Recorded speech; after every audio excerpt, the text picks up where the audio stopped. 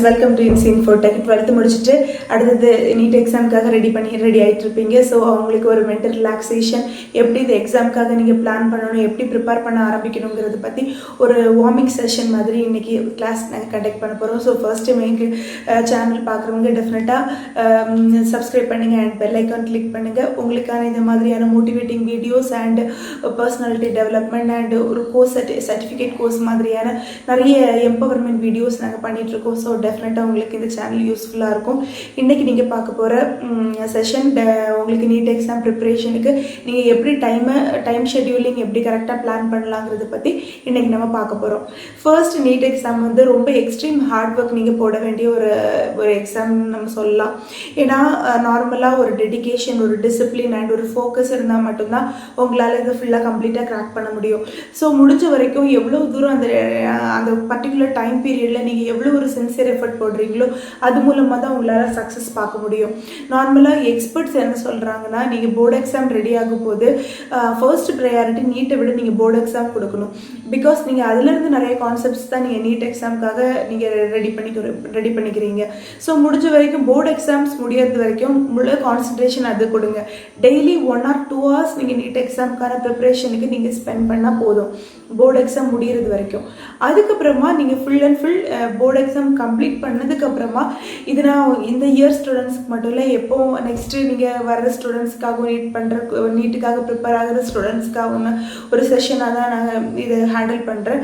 So டெஃபினட்டாக நீங்கள் board எக்ஸாமுக்கு அப்புறமா நீங்கள் முடிஞ்ச வரைக்கும் ரெடி ஆகிறதுக்கு ஆரம்பிங்க.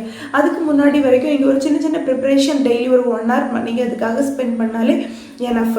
எக்ஸ்பர்ட்ஸோட ஒப்பீனியன் இதுதான். ஸோ எல்லாரும் இந்த ஸ்கூல் சப்ஜெக்ட்ஸை மொத்தமாக ஓரமாக வச்சுட்டு ஃபுல்லாக நீட்டுக்கான ப்ரிப்பரேஷனில் இறங்குறதும் கரெக்டான வே கிடையாது. ஸோ அது உங்களோட நாலேஜ் எந்த லெவல்லையும் டெவலப் பண்ணாது. ஸோ முடிஞ்ச வரைக்கும் நீட் எக்ஸாமுக்கான ப்ரிப்பரேஷனை நீங்கள் ஸ்டெப் பை ஸ்டெப்பாக ஆரம்பிக்கிறது ரொம்பவே முக்கியம். அண்ட் போர்டு எக்ஸாம் முடிஞ்சதுக்கப்புறமா முடிஞ்ச வரைக்கும் அந்த ஒரு டைம் பீரியட் ஒரு 2.5 months தான் உங்களுக்கு மேக்ஸிமம் ஒரு டைம் பீரியட் கிடைக்கும். ஸோ அந்த டைமில் நீங்கள் எவ்வளோ அதை எஃபிஷியண்டாக நீங்கள் ஸ்பெண்ட் பண்ணுறீங்கிறது ரொம்ப முக்கியம். மினிமம் 12 to 15 hours நீங்கள் ஸ்டடிக்காக ஸ்பெண்ட் பண்ணுறது ரொம்பவே இம்பார்ட்டன்ட். ஸோ முடிஞ்ச வரைக்கும் அவ்வளோ டைம் நீங்கள் உங்களோட படிப்புக்காக ஸ்பெண்ட் பண்ணுங்கள். 6 hours sleep, that's completely enough. So முடிஞ்ச வரைக்கும் அது சின்ன சின்ன பிரேக்ஸ், சின்ன ஒரு ரிலாக்ஸிங் டைம், மற்றபடி எல்லா டைமும் ஒரு ஸ்டடிக்காக நீங்கள் ஃபுல் டெடிகேஷனோடு ஸ்பெண்ட் பண்ணும்போது உங்களால் நீட்டில் நல்ல ஸ்கோர் பண்ண முடியும். அண்ட் ஒரு நார்மலாக உங்களோட டேயை ஸ்டார்ட் பண்ணுறது ஒரு 5 o'clock நீங்கள் ஸ்டார்ட் பண்ணுறது கரெக்டாக இருக்கும். So 5 o'clock எழும்புங்க. காலையில் ஃப்ரெஷ்ஷாக நீங்கள் ப்ரஷ் பண்ணிட்டு நீங்கள் உட்காரும் போது ரொம்ப கான்சன்ட்ரேஷன் பவர் இருக்கும். ரொம்ப டஃப்பான சப்ஜெக்ட்ஸ் உங்களுக்கு ஈஸியாக அது அண்டர்ஸ்டாண்ட் ஆகாத மாதிரியான போர்ஷன்ஸ்லாம் முடிஞ்ச வரைக்கும் மார்னிங் நீங்கள் படிக்கிறதுக்கு ட்ரை பண்ணுங்கள். அதை நீங்கள் பிரித்து வச்சுக்கோங்க. முடிஞ்ச வரைக்கும் அந்த மார்னிங் ஒரு 2 to 3 hours வரைக்கும் நீங்கள் ஃபுல்லாக அந்த மாதிரி டஃப்பான சப்ஜெக்ட்ஸில் நீங்கள் கான்சன்ட்ரேட் பண்ணுங்கள். அப்புறம் பிரேக்ஃபாஸ்ட் முடிஞ்சுட்டு ஒரு சின்ன கேப், நீங்கள் ஒரு சின்ன பிரேக் எடுத்துக்கிறது ரொம்பவே முக்கியம். அப்புறமா ஃப்ரெஷ்அப் ஆகிட்டு ஒரு 10 o'clock நீங்கள் மறுபடியும் படிக்க உட்காந்திங்கன்னா 10 to 1 ஃபுல் அண்ட் ஃபுல் நீங்கள் ஃபுல்லாக ஸ்டடியிலேயே ஸ்பெண்ட் பண்ணுங்கள். ஸோ அந்த டைமில் முடிஞ்ச வரைக்கும் கொஞ்சம் உங்களால் ஈஸியாக ஆல்ரெடி நீங்கள் ப்ரீவியஸாக ஸ்கூலில் படித்த சப்ஜெக்ட்ஸ் அந்த மாதிரி ஓரளவுக்கு உங்களுக்கு ஃபெமிலியரான சில விஷயங்களில் நீங்கள் டைம் ஸ்பெண்ட் பண்ணுறதுக்கு ட்ரை பண்ணலாம். அப்புறமா நீங்கள் 1 o'clock மேலே நீங்கள் ஒரு லஞ்ச் பிரேக் அண்ட் அது ஒரு லாங் பிரேக்காக நீங்கள் எடுத்துக்கலாம். ஒரு சின்ன ஒரு ஸ்லீப் கூட எடுத்துக்கலாம். ஒரு 2 hours பிரேக்காக கூட நீங்கள் அதை எடுத்துக்கிறது கரெக்டாக இருக்கும். அண்ட் அந்த பிரேக் முடிஞ்சதுக்கப்புறமா ஒரு 3 o'clock நீங்கள் படிக்க ஆரம்பிச்சிங்கன்னா 7 வரைக்கும் ஒரு நல்ல ஸ்டடி நீங்கள் எடுத்துக்கலாம். ஈஸியான சப்ஜெக்ட்ஸ், ஏதாவது சின்ன டிக்டேஷன் மாதிரி நீங்கள் பண்ணிக்கிறது, ரிவைஸ் பண்ணிக்கிறது. ஸோ அந்த மாதிரி ஒரு மாதிரி உங்களை ஒரு மென்டல் ரிலாக்ஸாக வச்சுக்கிறது மாதிரியான ஒரு செஷனாக அதை நீங்கள் பிளான் பண்ணிக்கோங்க.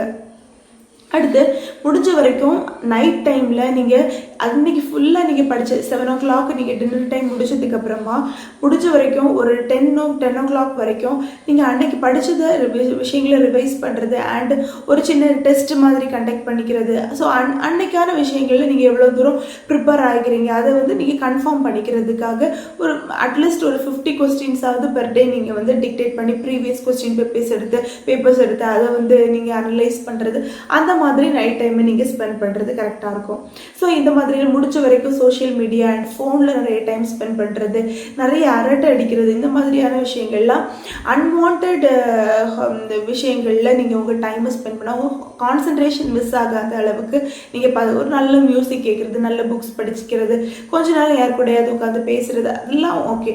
பட் முழுசாக நீங்கள் ஒரு இன்னொரு விஷயங்களில் கான்சென்ட்ரேட் பண்ணுறதை நீங்கள் அவாய்ட் பண்ணுறது முக்கியம். முடிஞ்ச வரைக்கும் இந்த 3 monthஸும் கம்ப்ளீட்டாக எவ்வளோ எஃபெக்டிவாக நீங்கள் யூஸ் பண்ணுறீங்கிறது ரொம்ப ரொம்ப இம்பார்ட்டன்ட். இனி ஒவ்வொரு சப்ஜெக்ட்ஸுக்கும் நீங்கள் எந்தெந்த மாதிரி ரெடி ஆகணும் அப்படிங்கிறத பற்றி நம்ம நெக்ஸ்ட் கிளாஸில் டிஸ்கஸ் பண்ணலாம். ஸோ இந்த மாதிரி டைம் ஷெட்யூலிங்கை நீங்கள் கரெக்டாக நீங்கள் பிளான் பண்ணி ஒரு டைம் டேபிள் போட்டு அதுக்கான ப்ரிப்ரேஷனில் ரெடி ஆகும்போது கண்டிப்பாக உங்களால் நீட்டை ஈஸியாக க்ராக் பண்ண முடியும். கண்டிப்பாக உங்களாலேயும் ஒரு மெடிக்கல் ஸ்டூடெண்ட்டாக டெஃபினட்டாக மாற முடியும். ஸோ பெரிய ஸ்ட்ரெஸ்ஸாக அதை ஒரு பெரிய பேர்டனாக எடுத்துக்காமல் ரிலாக்ஸாக கூலாக அண்ட் ரொம்ப கான்ஃபிடென்ட்டோடு உங்களோட எக்ஸாமை நீங்கள் எதிர்நோக்கி இருங்க. So be confident and be cool and எப்போவுமே ஃபோக்கஸ்டாக இருங்க உங்களோட எய்மில். இது கண்டிப்பாக உங்களுக்கு ஒரு பெரிய சக்ஸஸை கொடுக்கும். தேங்க்யூ. இந்த செஷன் டெஃபினட்டாக உங்களுக்கு யூஸ்ஃபுல்லாக இருந்திருக்கும்னு நினைக்கிறேன். அண்ட் நெக்ஸ்ட் கிளாஸில் என்னென்ன சப்ஜெக்ட்ஸில் என்னென்ன மாதிரி நீங்கள் ஒர்க் பண்ணணும் அண்ட் அதோட அதுக்கான ஒரு ஸ்பெஷல் புக்ஸ் என்னெல்லாம், ஒரு முக்கியமாக அதுக்கான நல்ல நோட்ஸ் கிடைக்கிறது மாதிரியான புக்ஸ் என்னெல்லாம் அப்படிங்கிறத பற்றியும் நான் உங்களுக்கு கூட டிஸ்கஸ் பண்ணுறேன். Thank you for listening.